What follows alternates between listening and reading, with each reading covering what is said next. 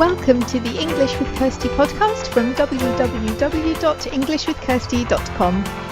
Here I'll be sharing with you tips, information and other learning resources so that you can improve your business English.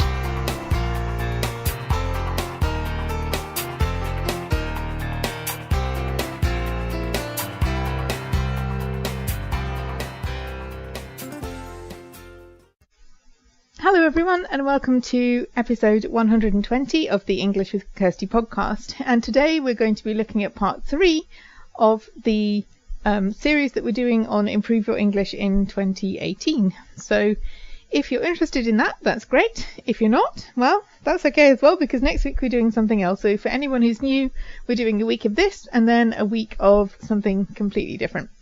So if you've missed the other parts to this series, you can find them on the show notes page. There's a link going back to them on there. If you go to englishwithkirsty.com/podcast/episode 120, then you can find the links to the other parts of this. You can contact me. You can find out about my Facebook group or where you can find me on Twitter. Everything you might want to know about this episode and English with Kirsty will be linked on that page, which again is englishwithkirsty.com/podcast/episode 120. Okay, so today, just to do a quick recap, first we looked at what you actually want to improve in 2018, because I want to improve my English is a bit vague. So what specifically do you want to do? And then in part 2, we looked about how are you going to do it? What steps will you need to take? And today we're looking at problems, because a lot of the time when people say that they didn't manage to do what they planned to do, it's because something got in the way. And sometimes it's completely unexpected things, but sometimes it's things that you can anticipate and do something about. And if you have a plan for dealing with a problem before it arises, you have a better chance of dealing with it and making sure that you can still do what you want to, despite the problem. So the problems that people have with improving their English tend to fall into different categories. There are some main categories that I've picked out. I'd like to look at them in a bit more detail, because if you have that problem, then there'll be an idea here that will help you, hopefully. So the plan is today to identify the problems that you might have and to see what you need to do to eliminate those problems or to make sure that they don't become problems. So if we look at the first one, it's time. You can have all sorts of great ideas about, I'm going to spend 3 hours on English every day, but if you don't have time and can't do that, then you're going to fail. So there are different ways of dealing with time problems. You can either set aside some time and then really stick to it, but then it's better to start a bit smaller and work up to, so instead of saying I'm going to do 3 hours a day, say I'm going to do 1 hour, 3 times a week, and then you can build up from there. If you can do that easily, then you can maybe add some more, but don't start with something that's completely unachievable. Another thing you can do if time is an issue is think about when you're doing other things, like we've often talked about things like car journeys or train journeys, or when you're doing the housework or when you're running. You're already doing something then, but you can add an activity to that time, like listening to something, listening to a podcast, an audiobook. You don't need to find any more time, you just need to do 2 things at once. And certainly I find for something like running, it would be really boring if I were just running. Using the gym equipment, I need something else to occupy my brain while I'm doing that, so it works quite well. Similarly with journeys, they can be quite boring if you're not doing anything, so that's a good way to build something else into your day when you're already doing something. So also think about when you work best, because if you wake me up at 5 o'clock in the morning and expect me to do something productive, I won't. I'll do it if I have to be somewhere, or if there's a reason for why I need to get up that early, I can do it.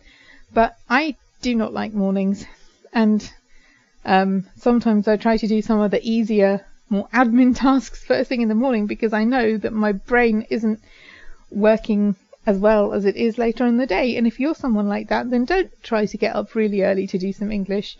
Maybe stay up a bit later, or maybe do something in your lunch hour, but think about when you work best and try to fit your learning around that as well.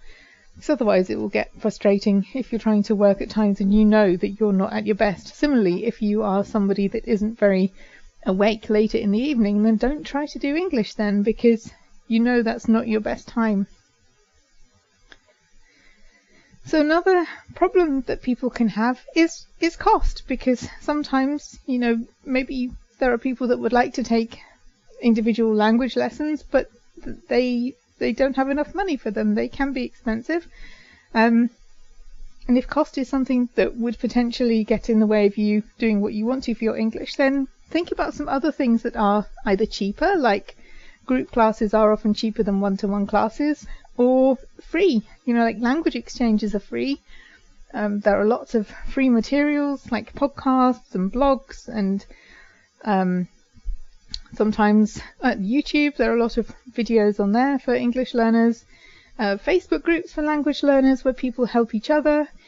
That, you know, there are cheaper or free options for.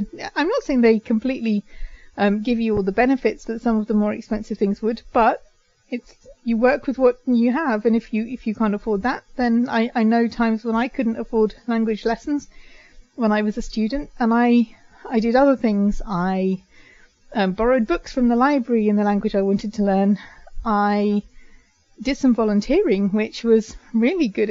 It wasn't paid, but it was a way for me to use my language skills. I worked in a team of German speakers.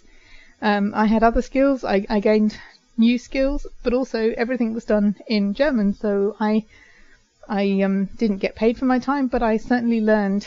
And sometimes you just have to look around and think, well, how can I still achieve what I want to with the resources that are available to me? And sometimes that means you end up being a bit more creative, but if you meet your goal, then that's the main thing. How you do things, like if some of the traditional ways of doing things don't work for you, then don't do them that way. Like if you don't want to go to a big language meetup, then don't go. I don't like big language meetups or big meetups with lots of people.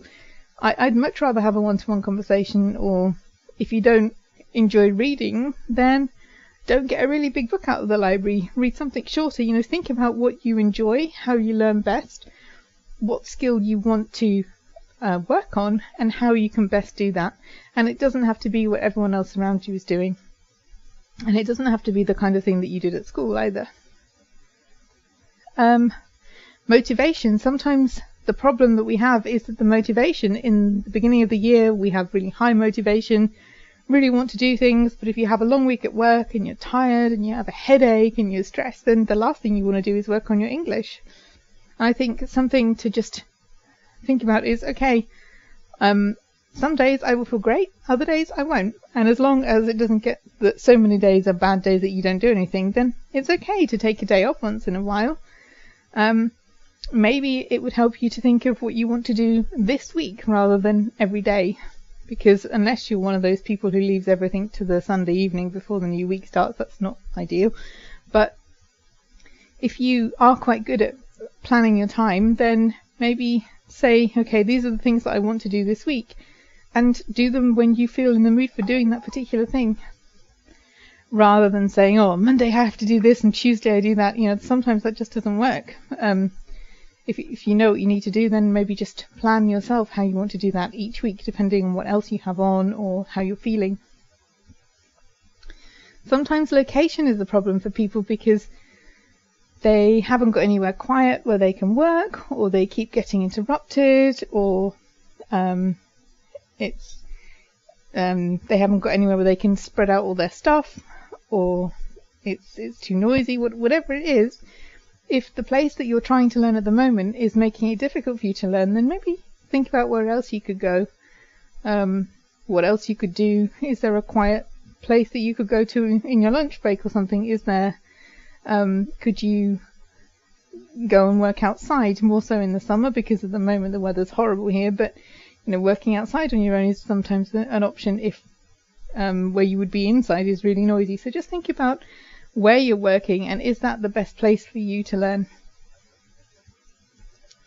And there can be other things that are different for everybody. If you've got another idea about something that could stop you meeting your language goals, then have a think about what you could do. And if you want to email me for a suggestion, I'll try. You can email Kirsty at englishwithkirsty.com.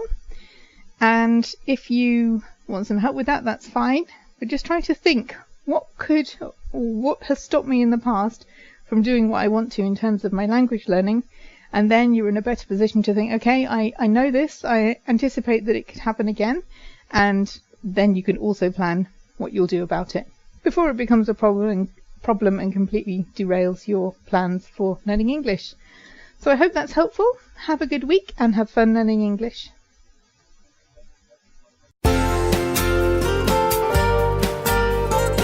I hope you enjoyed this episode of the English with Kirsty podcast. If you have any questions or comments, my email address is kirsty@englishwithkirsty.com, or you can go to www.englishwithkirsty.com/podcast, where you'll find information about the individual episodes.